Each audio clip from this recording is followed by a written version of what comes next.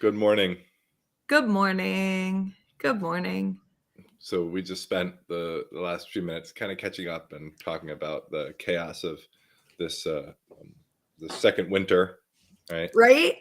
Or false spring, as someone put it this morning, which I thought was really apt. Right. So we always get this false spring, and we always get our hopes up for it. Right. Right. Like, yeah, same here. We always have snow. Maybe not always, but we often have snow the third week of March. Mm. So, like, every year, like towards the end of February, my husband Finn will be like, like winter's over. And I'm like, that's a lie. Like, it's going to Yeah. get cold and gross again. But anyway, so Yeah. yeah, we're at cold and gross here. So we're at cold and gross here, but sometimes we actually we don't stop at gross. Like the second time through, we just take a beeline for frigid, and Yeah. like it's just too cold to even be gross. And so I'm hoping that we're gonna stay at gross, right? Because I think for me, gross is preferable to too cold to even be gross. Oh, yeah. Right? Like, Yeah. especially in April. Like, I don't know if it was 2 years or 3 years ago in April, it was too cold to be gross, and I was livid. I was just angry every moment of every day. Right. You're walking outside where you need a pair of gloves or your fingers are gonna feel like they're freezing. Like, I'm not here for that. Um, so yeah, it's the snow is like, I looked at the weather and it's gonna be cycles of snow and then like melted snow and then snow and melted snow for the next few days, and we'll see Yeah. kind of what happens. Same. So yeah, so beyond the weather, you've had an interesting week. You've had a busy February, right? So like, or maybe the end of February and the beginning of Yeah. March, you've had a busy last several weeks, and lots of visitors coming to do one-on-one work with you. So, so tell us about this last one. Yeah. So Nathan Weston from Athena School of Arms up in Boston came down to visit. And in the way of intensives, I kind of like pre-screen like what people are interested in. So I have an ability to kind of plan out a useful weekend of their time and my time. And so he was interested in gaining some, I guess, knowledge, but I'll really say feeling of wrestling and how to like with a lot of what we do, right? Like you can have some knowledge of maybe movement dynamics and some knowledge of some techniques, but then there's like that kind of moment where you have to figure out, well, how do I even get to the technique when somebody doesn't want to let me get there, right? And so he really wanted to kind of dig in on like the Zoofestion of ringing, I guess I would say, maybe, right? Like, Sure. like how do I create openings and then exploit them? Yeah. Yeah. So is this, and just, I mean, I saw you had done some wrestling at the sword. You shared a video. So, and it seems that Nathan is probably interested in getting there as sort of an ultimate and for his sort of short term or midterm goal, right? Which is like learning how to wrestle so that he can begin to think of wrestling as an avenue in his sword play. Is that sort of where he was going, or is it sort of is he more focused on the idea of wrestling as such, or Yeah, no, he was interested in wrestling for wrestling's sake. I, as the coach in this scenario, decided the easiest and most efficient way to get this information to him to go back home and work, because of course you only just get presented ideas, right, in a weekend, was to take something familiar to him, i.e. the Durchlaufen, ringen, Yep. and say, what does that look like when we take your swords away from you? What are those throws? How do we get to those same entries? And then let's go back and forth. And so kind of the structure I set up was introducing the opening from the arms, introducing then the throw from the arms. Okay, once we get that happening, let's grab swords. Let's do it there. Okay, let's put swords back down.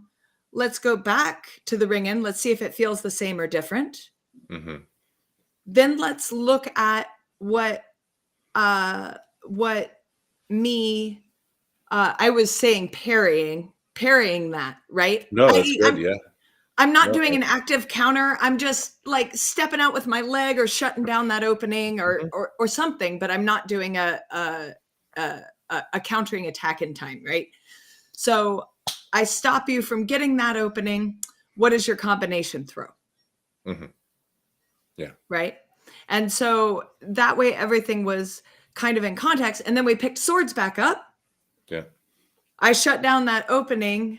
What is your combination throw? How do you redouble the attack? And then we also got into what do the counters in time look like? So I attack you from the sword.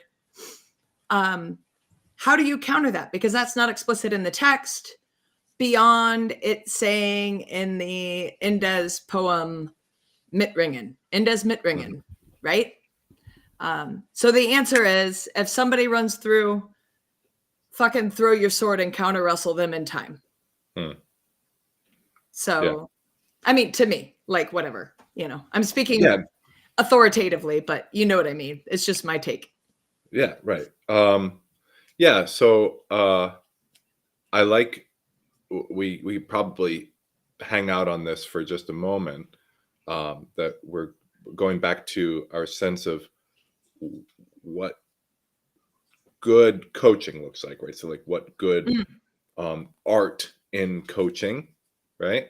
Beyond good art in the skill that you're developing, right? Or in the sort of field that you're developing skills in. So in this context, it's wrestling, right? And you're applying your art as a coach to say, what is the optimal way for me to continue to build off of a scaffolding, right? To use Devin's sort of framework, right?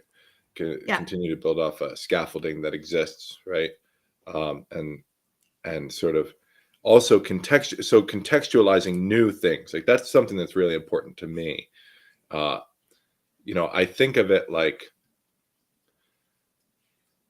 I don't know if I've used the GPS analogy on the show, right? No. But I talk about, like driving to a place, right? So like if you tell someone this place is here, right? Like go, they can put it in their GPS and that'll get them there fine, right? But if they want to like really learn where a thing is, then it's hard for them to have any sense of where it is until they have a sense of all of the things that are around it, right? So like, right, because that's, it's almost from just an ontological perspective, when we're talking about geographical location, that's the way that we define things, right? Like, where is it? Oh, it's by the, you know what I'm saying? Like, and so our brain works that way with other things. And when we're devising other mental maps,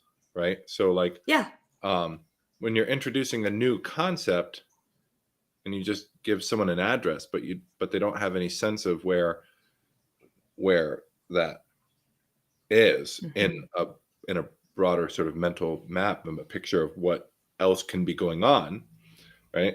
Then a GPS will get them there. You standing next to them and saying, okay, now put your left foot here. Okay, now wait for him to, right? So, but that's not useful in a bout, right? Like in an exchange, right. if you're competitively playing with a training partner. So, so I think that's really useful, and I think that also like leaving people. I like the idea that our goal when we're coaching is to always endeavor to leave our students or athletes or training partners with a contextualized understanding of how they can continue to continue to develop that skill, right? So like um and the closer that is to things that they are familiar with, right? So like the easier it's going to be for them to be able to take charge of their own training, right? Like they're go ahead. Yeah. And I mean, right.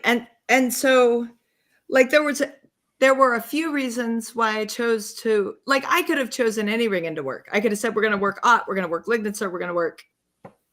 I could have chosen just one throw and we're just going to do one throw all weekend. And we're going to like dial that in, like, with all of its context. But I wanted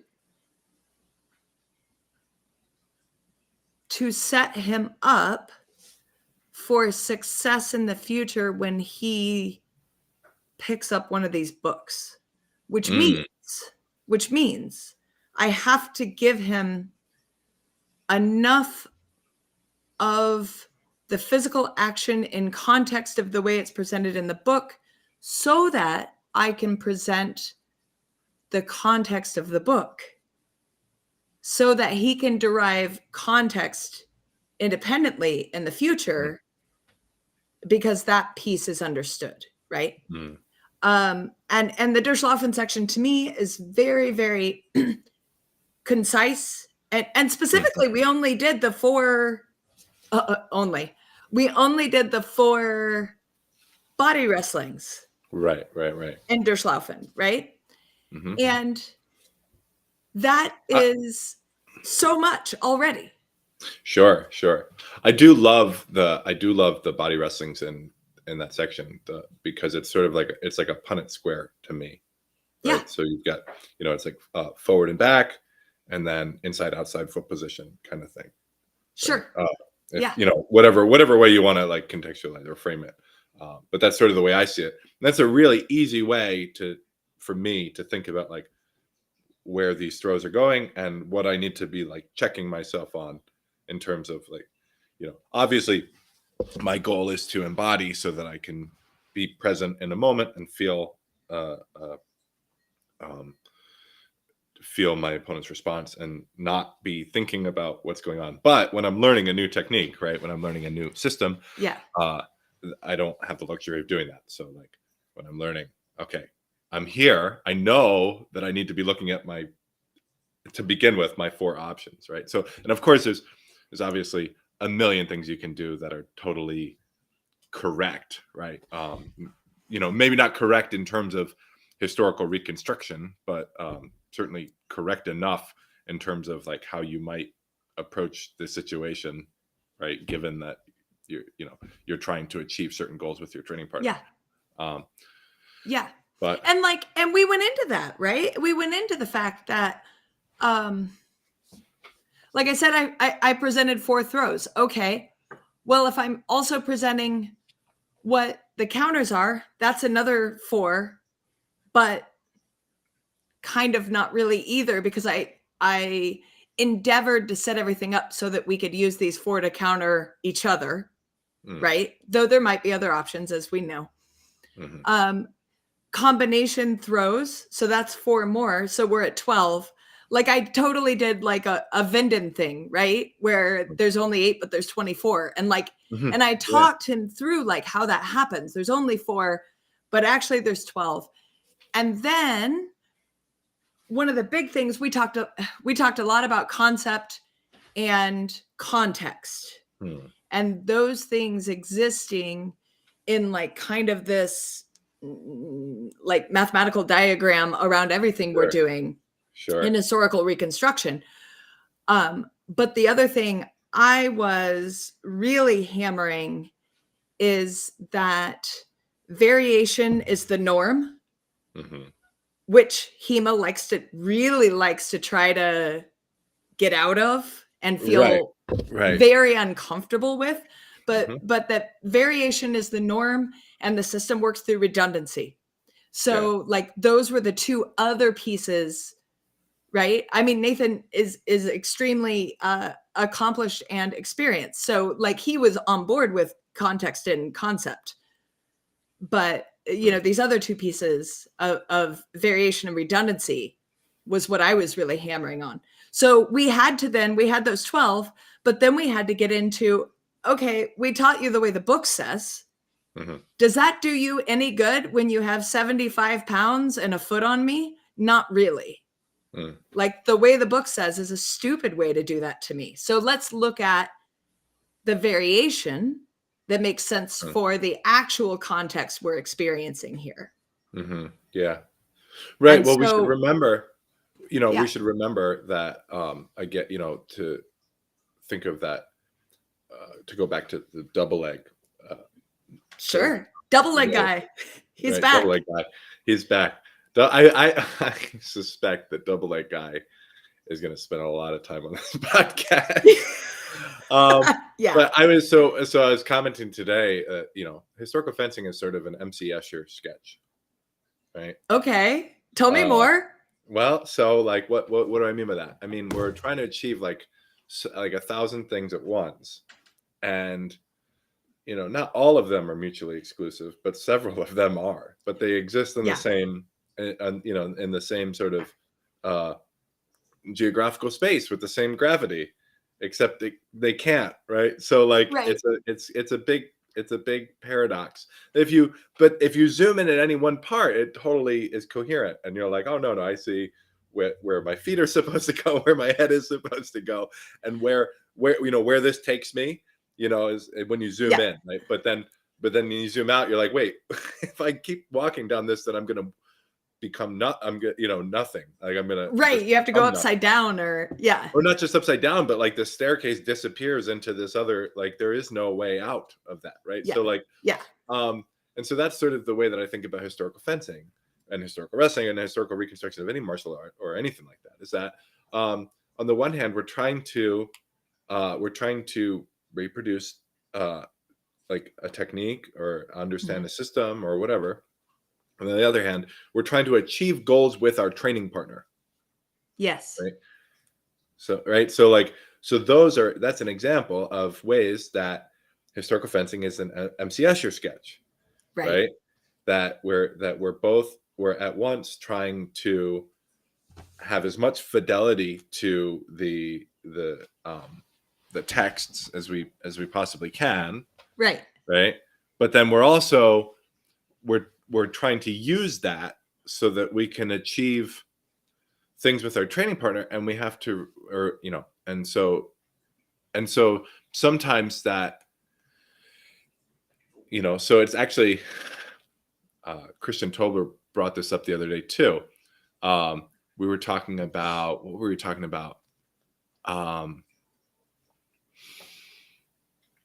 It was the Nachreisen section. Nice. Yeah. And so someone brought up on Facebook, something about Nachreisen. My angle on Nachreisen, right? So, Yeah. But we were talking about, or Christian Tobler suggested that the Nachreisen section is sort of an exemplar of the dialectic of thesis, antithesis, and synthesis, right? Yeah. So I thought that was really clever. I thought that was a really, really astute perspective on Nachreisen. Right. But so like, I mean, we could apply the same approach here, right? Which is that like, okay, we're trying to use the texts, right?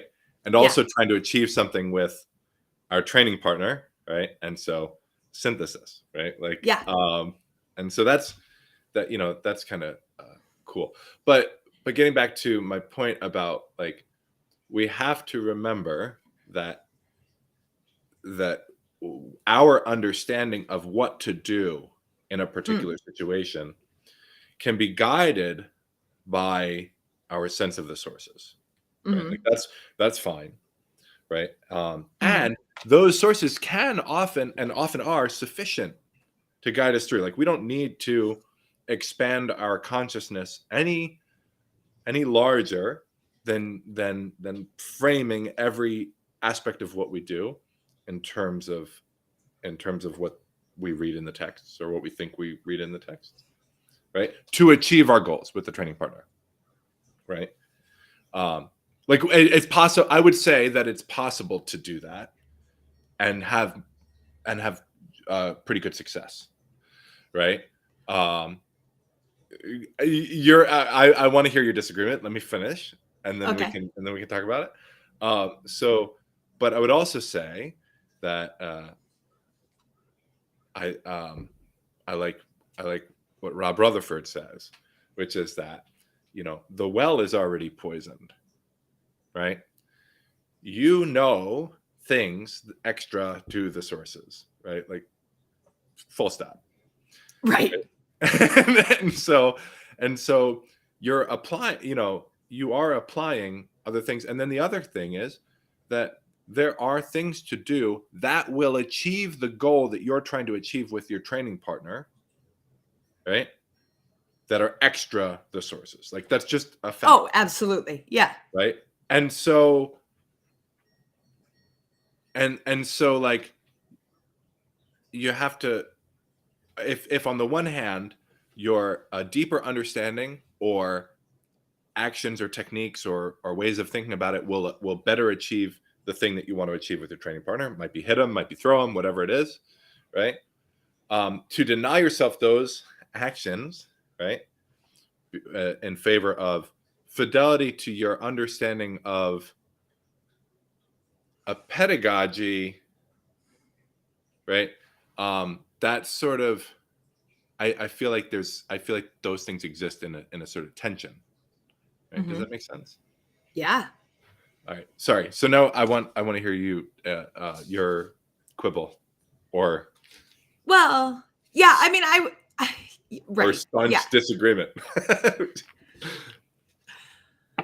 It is a quibble that I staunchly believe. How's that?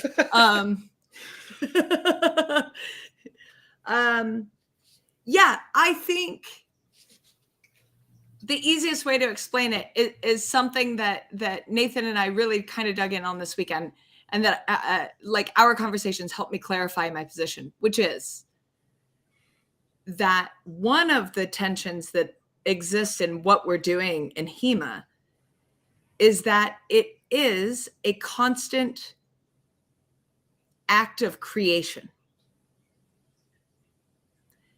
The book is just a book. It isn't movement. Therefore, we are creating it, right? Because we aren't creating a book. We're creating movement. And so we have this constant act of creation that is occurring. And sometimes that expands to include the constant act of going back to the book, looking at it again, rereading it, trying to be fresh, and creating something new again, right? So it's creation and recreation. In fact, I think my husband Finn said this beautifully. He said, I think for you, he was talking about me specifically, but I think for you, this whole HEMA thing is like a mandala. You build it and then you burn it down, and then you build it and then you burn it down. Mm-hmm. And I was like, yeah, that is pretty much what I do with it, right? Okay, so, but I think it is a fact that the pursuit of historical martial arts is the pursuit of creation of something. Now, the other side of that is that for the most part, we're trying to create something that is in fidelity with the sources. And if we achieved complete fidelity with the sources, if there was someone, there isn't, but if there was someone who absolutely fucking knew what it was and could just teach you, we would all be bored and quit. Mm-hmm. Yeah. And I have seen that happen where someone reaches an understanding of HEMA for themselves where they think they have all the answers and they quit. Right. it is no longer interesting. That's a great point. And so maybe what we so for me, I continue to read the sources, and I Yeah. continue to strengthen my understanding. Um, what I'm looking for is to kind of enhance my understanding, right? Uh-huh. So, um, and so, I mean, sometimes I look back and I say, "Oh, I got this wrong," right? Yeah. Often the way that I do that is I say, "Oh, this piece of the puzzle that I didn't have until recently." Mm-hmm. And so now I have this piece of this puzzle, and all of a sudden it makes uh, this other section or whatever it is makes a lot more sense to me. Yeah. Um, I thinking about the Nachreisen section and specifically the outer intentions, right? So I've got my own uh, winding interpretation that I posted a couple years back that was heavily influenced by a video that you made just a few weeks prior to that. And and in that winding interpretation, I'm sort of yeah, I made a connection with like winding above and winding below Mm-hmm. that has to do with like your blade being pushed aside and then you lifting your hilt and turning your point down and basically and so the way that I've sort of reduced it, or not reduced it, but gotten to what I regard as being the essential sort of qualities of a winding is that that what we're looking to do is to take their sword in a strong way by moving our hilt to their point, Mm-hmm. and that um, and by take I mean we keep inside position with both our hilt and our point, Mm-hmm. right? And so if you can follow that audience, you can check the video out later and see how it is that I'm physically doing what I'm trying to say here. We'll put it in the Um, show notes. but then after working that out and sort of coming to a conclusion for myself that that's what I'm after with vis-a-vis the 24 windings, and then also having already developed a sense that a lot of what's in the pedagogy is sort of just exemplar of broader concepts and that they repeat over and over again throughout the text, right? Um, Absolutely. and so looking at the outer intention is something that's always given me trouble, and I've never been really satisfied or very confident that I had a, a way of thinking about what the sources are saying there, um, that I was happy with. I looked back after after that winding discussion, and after I came up with that 24 winding interpretation video and Mm-hmm. looked at the outer intentions and said to myself, like, no shit, this is just that winding. It's just what I'm regarding as sort of the second winding, right? And by second winding, I mean the first winding is sort of above and to, the strong side, and then below and to the weak side. But now that I'm below, I'm strong again, kind of thing. And then every other corner, etc. That's Yeah. not what I'm trying to convince anyone of here. But my point is that that was the piece for me of the puzzle that I didn't have. And so I Right. read the outer intentions. It's just like, this thing is kicking my ass. I have no idea. But like, I mean, I had things like, well, it could mean, and I still, there's lots of sections in, in the text that I say to myself, well, it could mean whatever. I don't know. Right. And this is what I say. Like, people ask all the time, well, what does this mean? I'm like, well, this is the way I think about this right now. I mean, it could totally mean that I have no reason to believe that it means anything else. And so that's kind of what I'm going with, you know, Yeah. you know, Yeah. but, so like I strengthen my understanding, and then, but I still go back because I feel like, you know, now that I have this piece, all of a sudden, some things that I might have missed might make more sense here. Right. But no, the Right. thing about that winding thing that I love is that I had been doing that kind of action since day one of HEMA. It was my first. It was Right. like literally we did the sticky sword drill, and like that was my first HEMA class ever. Yep. And you just do that naturally, right? Everybody does. Everybody Right, has done it. right.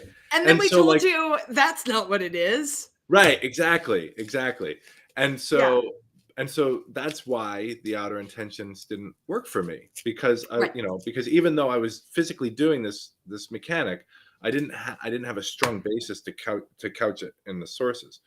Right. And so, but like the other thing that I want to say is that maybe I'm wrong. Maybe that winding stuff that I decided is the way that I'm going to think about it. Maybe that's not fully informed. Okay, like whatever.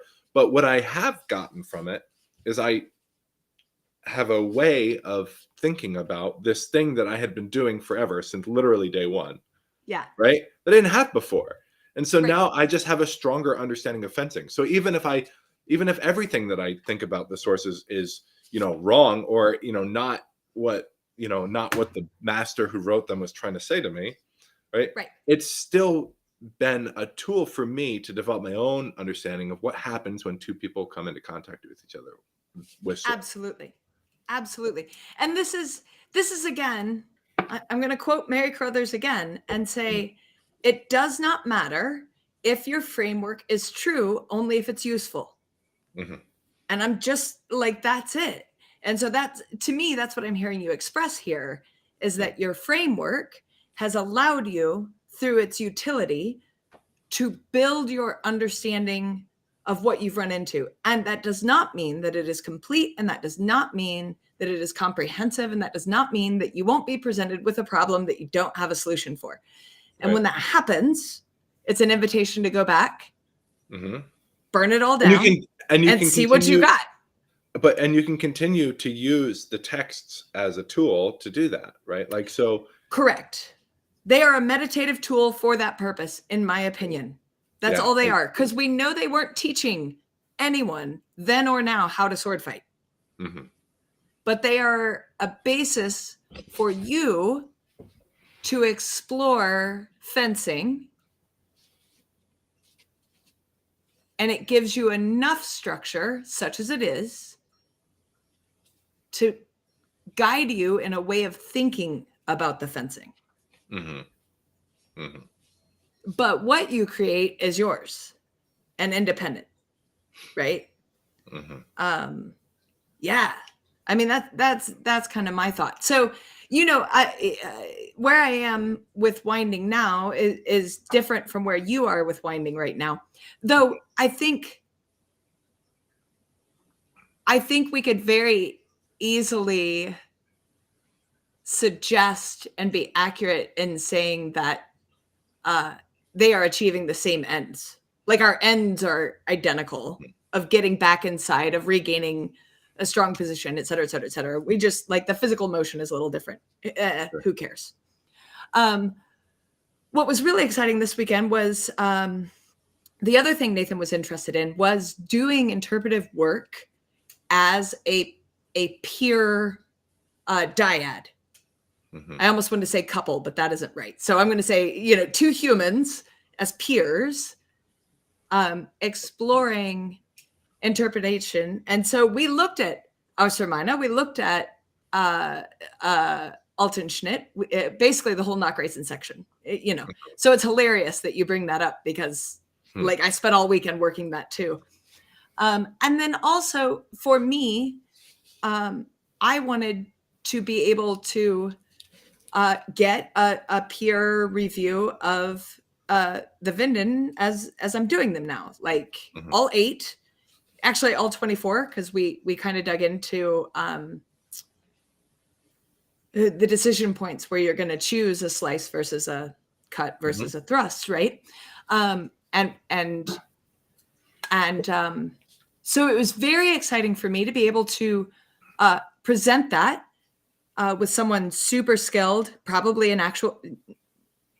definitely a better fencer than me, and to get a little bit of critique, and in that critique, able to find a honing, right? because that's the best peer review, right? Mm-hmm. I think we talked about this a little bit on a previous show. Like, criticism doesn't necessarily do you any good unless it's criticism for the purpose of growth. Yeah. Mm-hmm. If it's criticism for the purpose of tearing down, that doesn't do anyone any good. Right. And even criticism, I would say for me, I try to avoid any criticism of someone whom I'm not working with directly as sort of in a coach sort of relationship, right? So, or perhaps in a relationship like what you've sort of established with your dyad, right? So like, otherwise, I'm going to try and just have curiosity, right? Because criticism, it assumes a lot of things. It assumes a presumed relationship, right? It assumes that, the person I'm criticizing thinks of me as sort of elevated, and which is most often not when criticism appears, I think. Right. And it also assumes that I have a really strong sense of the goals of the person I'm criticizing. Yes. Right. And I often think that I have no idea what someone is after. Right. When someone comes to me as a coach, I still don't know, but I have to say, like, okay, you're coming to me as a coach. You're giving me some power to control your goals. Right. But that's something different, right? Again, like, right. Anyway, so go ahead. So what was super cool was, we were able to, through his, perception of maybe little holes or little moments that weren't as clean as they should be, which totally fair.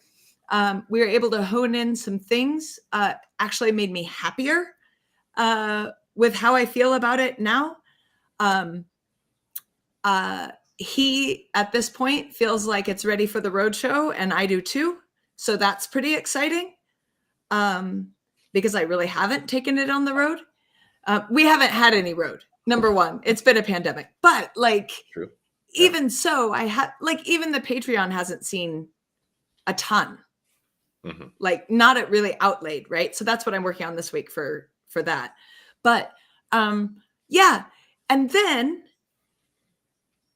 we sparred with both of us understanding that as what winding is. And we set first we did just fencing. Yeah, we just fenced. But then we were like, okay, let's fence with the goal of landing one of these counter windings, right? So we weren't necessarily, or windings or whatever. We weren't really limiting ourselves, but like we set that as like, this is the goal of this exploration. What's going to happen? And it is the first time, James, the first time in my life where winding felt like grip fighting at the arms. It felt so effortful. So effortful. And I went, I understand Arbeit. I understand why this is work and struggle and effort, right? Not just war. We always like to say it's Krieg. It is Krieg, but it's Arbeit. And I've never felt that. I've never connected with that. Sure. That's until this. I like that. So I often talk about what a buffalo is, and a moment in time when you can see a buffalo. So I believe, and I do this with my students, and they can perform the exercise well, which is to say, like, when we're watching two fencers engage, at any moment they can raise their hand and say, y'all are being a buffalo, right? Like right now, y'all are being a buffalo. And it's more subtle than just like they're flailing, right? In fact, it's almost never that they're flailing that we regard as a club that someone's being a buffalo. For me, what a buffalo, and also it takes two to tango. You can't just have one buffalo, right? You have to Okay. have two buffalo, or at least in this instance, right? Which is that the swords are bound and both fencers are trying to win the bind, Mm-hmm. right? So like and you've been there and I've been there. We've all been there, right? Where you're fencing and you've got and they're both pushing, right? And both of them are responding, strength with strength, Yeah. right? And that's what we regard as being a buffalo. Mm-hmm. What should be happening is that, whoever the better fencer is should be in des weakening so that they can, let the other because if you're trying to win the bind, you're not trying to hit me.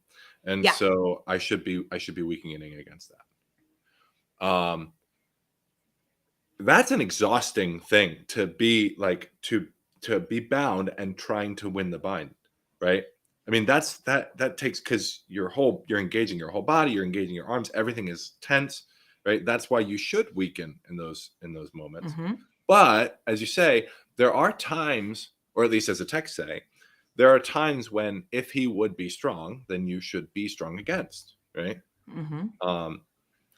And so to know how to do that, right? To experience that. And I think that makes a lot of sense, that what you're saying about how effortful it is, right? Because we're in this situation where we're both trying to win the bind, Yeah. right? But we can't let go the way that we would if someone was overcommitted to one side, because they're not overcommitted Yes. to one side. They're just giving you enough that it makes it work.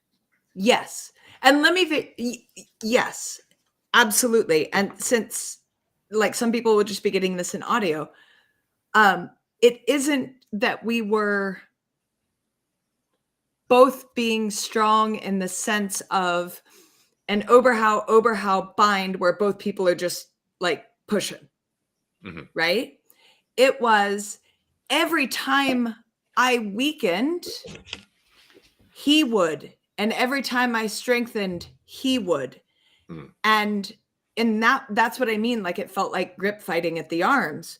That Mm-hmm. like, I broke free. And then, oh shit, now this other side is coming. And now this other side is coming. Mm. And we're flowing back and forth with our thoughts constantly on, can I nail this point in them? Which, if you maintain that thought, you can't stop winding. Mm. Yeah, I can't stop winding if his point is before my face. It is the only choice. Mm-hmm. Is to try to get it out by getting my strong against his weak, or weak against his strong, depending on how it's going, right? Yeah. And so it's like, yeah, every now and then, like a moment, like one of us would like, ha, and like fucking disengage, or like, yes, of course, those moments are there, but we were both, for the purpose of the exercise, very focused on this is the winning condition. Mm-hmm. And it created this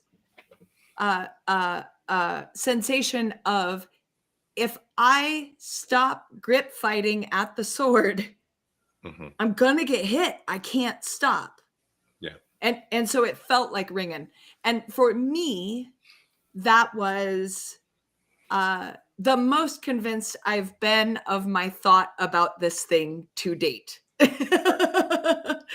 So, one thing about winding that you've kind of hinted at that I want to talk about is that, we're beholden to the meta, right? So when I say the meta, I mean whatever experience that we have when we take our ideas onto the road, right? The people that we fence, the way that they fence. And so we're, in terms of execution of our understanding of particular techniques, we're beholden to the opportunities that our opponents give us, right? And so Yes. very often I feel like in longsword fighting especially, our opponents deny you the point. Mm-hmm. Right? So for me, winding is it sort of assumes that you can reach their weak with your strong and still keep your point forward. Yes. Right. and if you can't do that, then winding is not the appropriate action. Most Correct. often it's because they've denied, now they can do it various ways. Their point is elevated like this, or their point is elevated like this. It doesn't matter. Both instances for me would be target the hands, right? So like, Sure. if their point is not a threat, then there's no reason why you couldn't target the hands in those cases. Yes. What you shouldn't do, from my perspective, is look for deep targets, right? So I'm not going to try and target if you're defending like this, or even, something like this. Describe I'm like not gonna, this. So if you're using your strong to intercept the force of my action, Yeah. but your point is elevated, so your strong is center Thank mass. you. Yeah. Right.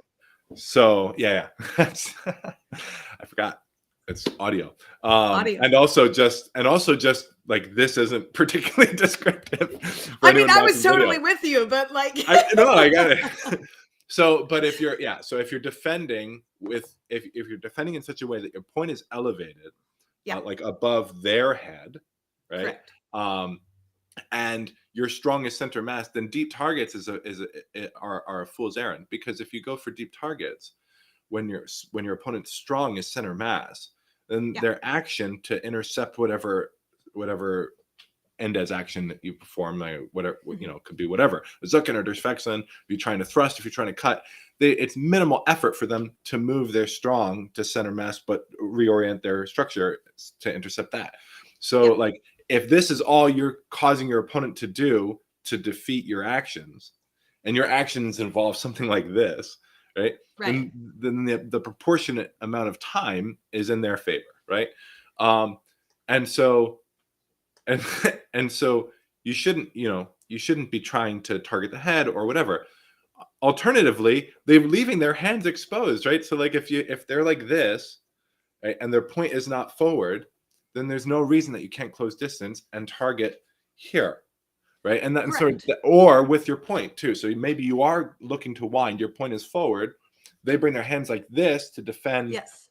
the sword here. Well, all of this is open. All of their hands are open. And so Right. Which I posted a video of. I think winding does solve, but it's a wind to a slice yeah, on those arms, right? Right. And so why do I have to wind? Because they're still going to try to like blammo my fucking head. Right. Right? And we know this from the text and historical examples and modern examples of crazy Germans in the woods, right? Like, you can slice somebody's arms and they can blammo your head, right?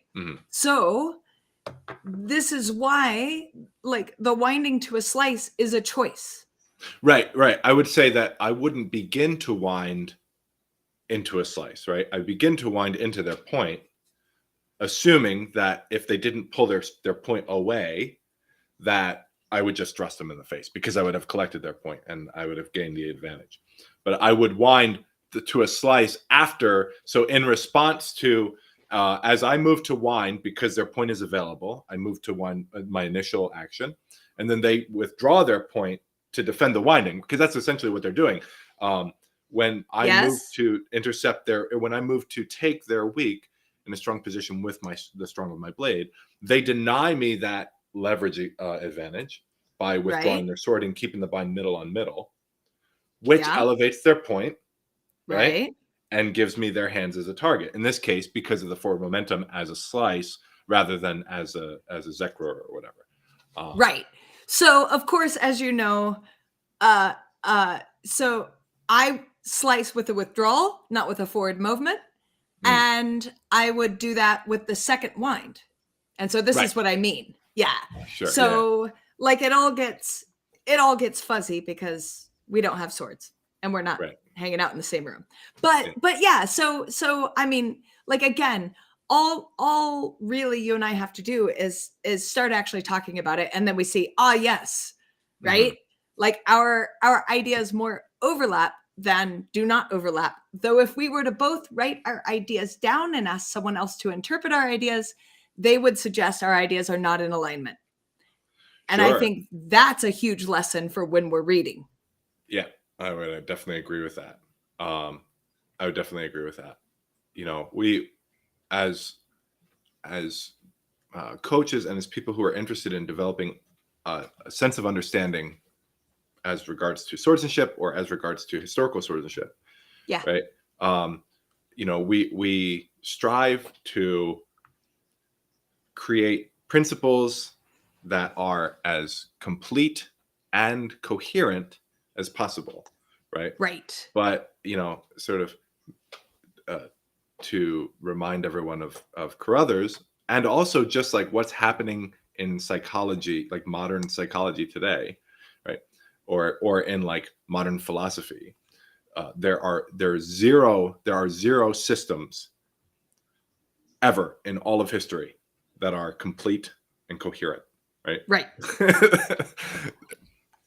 They can be internally logical, but they cannot Yes. be comprehensive.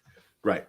Right. I mean, all we have to do is look at classical physics, right? Like classical physics is great until you go to the quantum realm and all falls apart, right? But that doesn't mean you say like, Absolutely. well, it doesn't mean you say I'm just going to ignore classical physics because it's not like, you know, because it doesn't hold water when you get to this level. Dude, no, you just say I'm going to parameterize the world like this, Right. so that I can use classical physics because it helps me like eat my apple or whatever. Like, Yeah. Yeah. Well, and you know, I mean, it might be worth. So, God damn it, I love to tell stories. Okay, so I'm going to tell a story of me being in fifth please. grade. This is a fifth grade story. Fifth grade Finley. That wasn't my name then, and I went to with my school to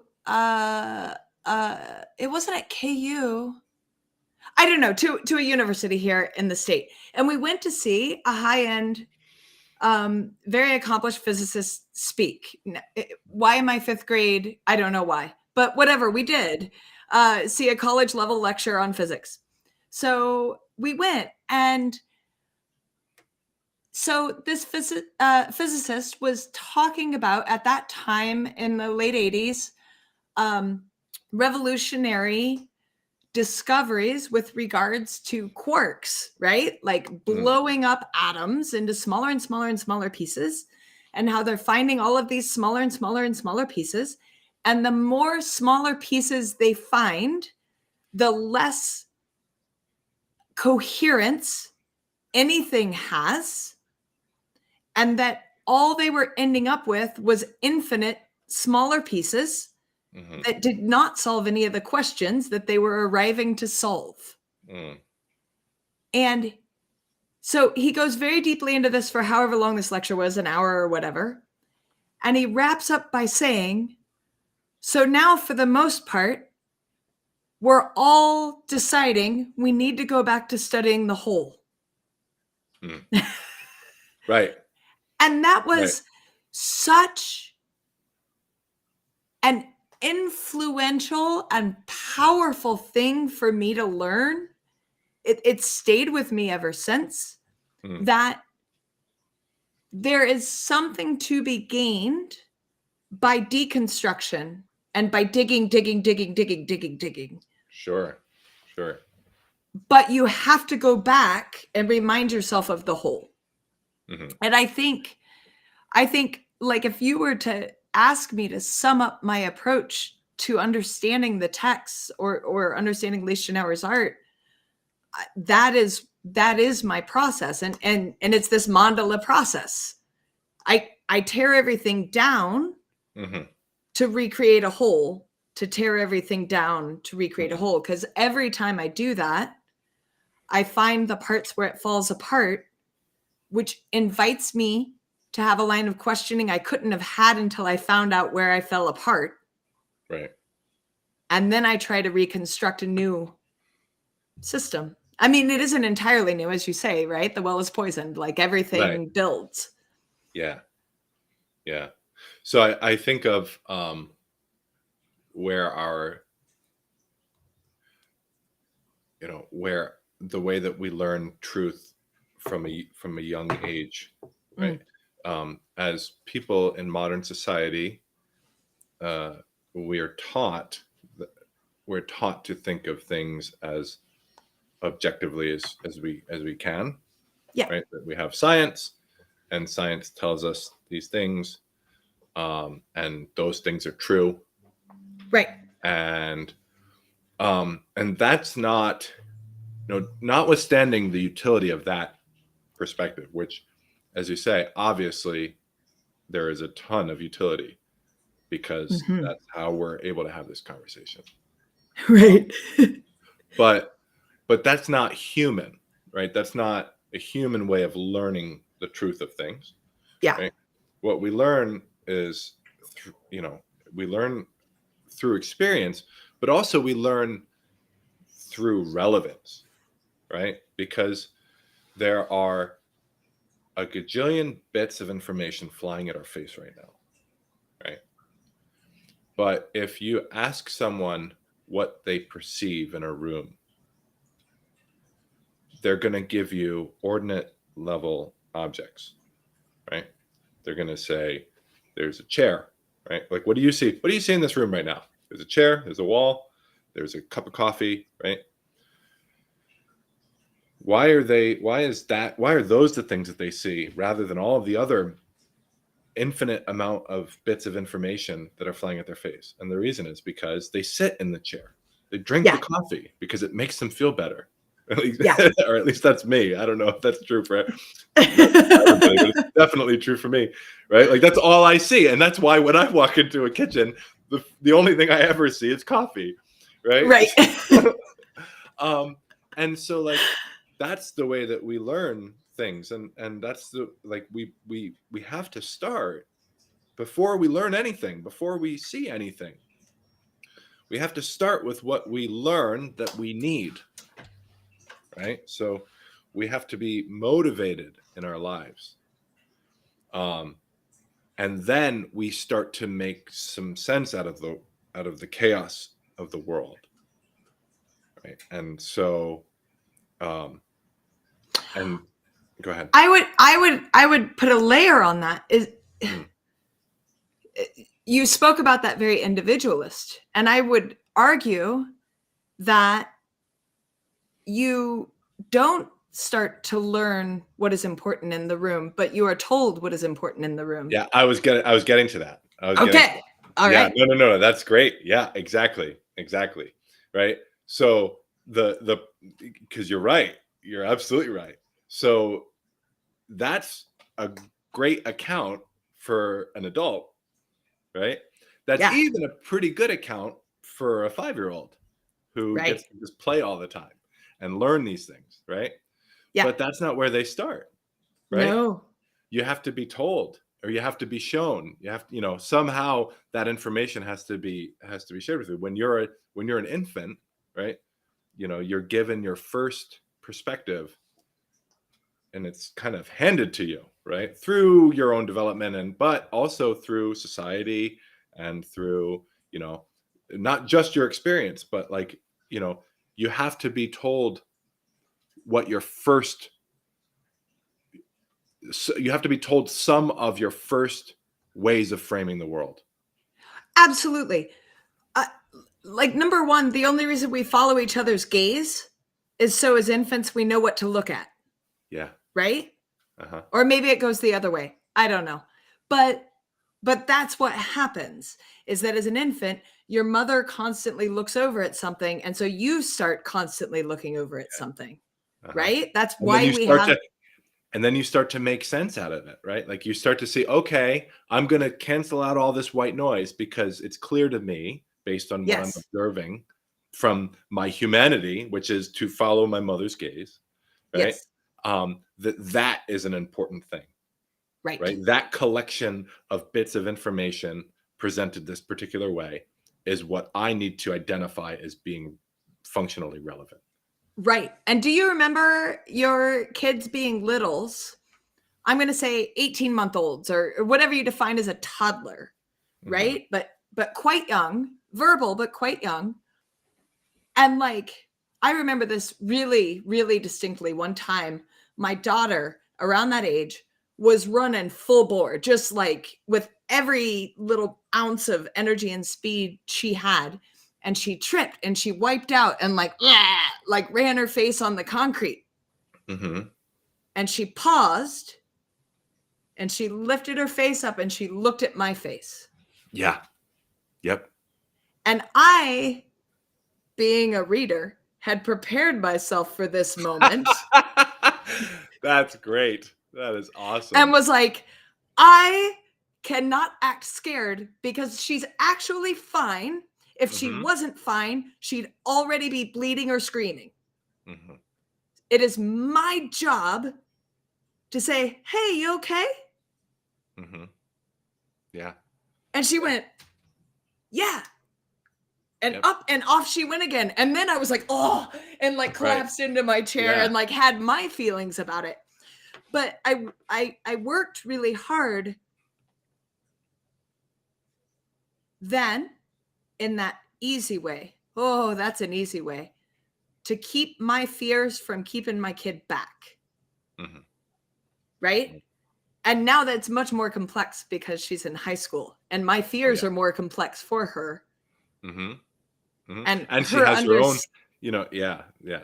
at this point she's developed her own sense of, I mean, she's 16, right? Well, see, here's what it is that she has at this point in her life her own motivations. So she has her own perceptual framework, right? Right.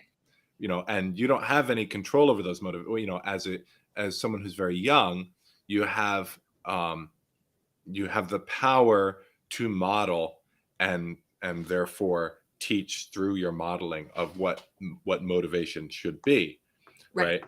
But as someone develops into themselves, right, they're less reliant on what they perceive about what the motive, and eventually we get less reliant. I'm not saying entirely independent of, right? Good. Right. Yeah. Sure. No. Well, I mean, it depends on what your attitude is, but some people, I suppose, would try and divorce themselves from society entirely. Right. Which is a fool's errand again. Right. Yeah. There it is.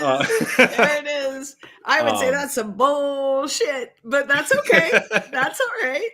Right. Well, but that's the beauty of it is that, at the end of the day, we have our sense of the way the world works, but if that's our truth, right? We've just decided that we're going to allow ourselves to frame the world this way, and it will guide our behavior.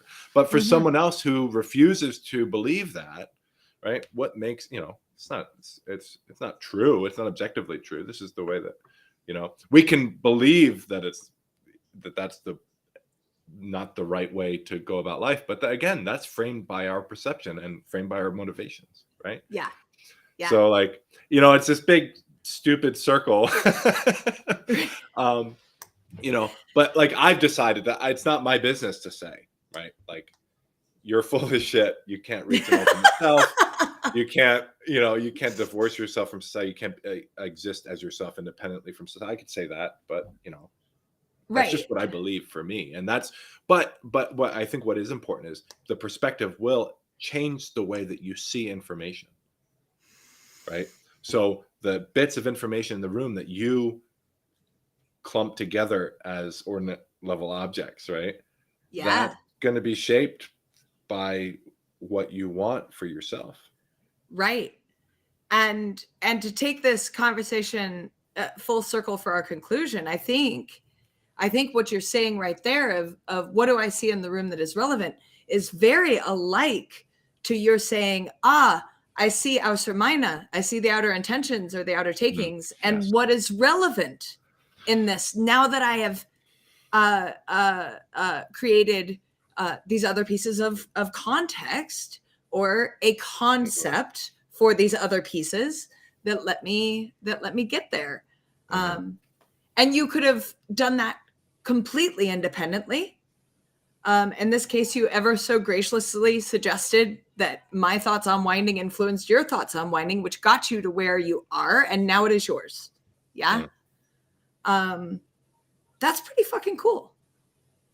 Yeah, and is it So I always say this, that, is there an objective truth? It doesn't matter to me. Like, it doesn't actually Yeah. matter to me, right? Right. I'm over that. Yes. It's not that there isn't. I'm not going to say Right. that. I'm just going to say I don't care. I can't reach it, Yep. right? And so it doesn't have any utility for me, Mm-hmm. whatever the objective truth is. Yeah. But I do think that I have a deeper understanding of things than I did before. Yeah. And what that does is it helps me more easily negotiate the reality that I'm in. Mm-hmm. Right? I apply the tools, the knowledge, the concepts that I've developed to the world I live in. Yeah. It's functionally relevant, right? It makes me a better fencer, and by that I mean I've defined fencing a certain way, and this thing helps me in that context, and so Right. it's great. You know what I mean?